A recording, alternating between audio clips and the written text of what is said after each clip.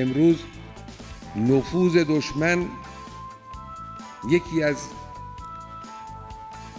تهدیدهای بزرگ است برای این کشور. از همه مهمتر نفوذ سیاسی و نفوذ فرهنگی است.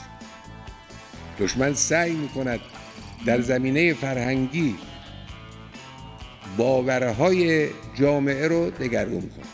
اون سیاسی هم این است که در مراکز تصمیم گیری و اگر نشد تصمیم سازی نفوذ میکنه.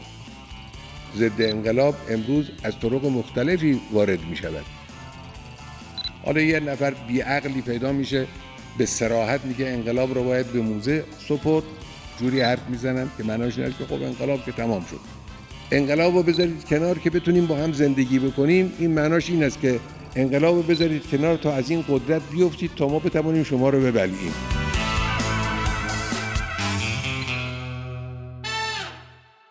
اگه اهل قصه نیستی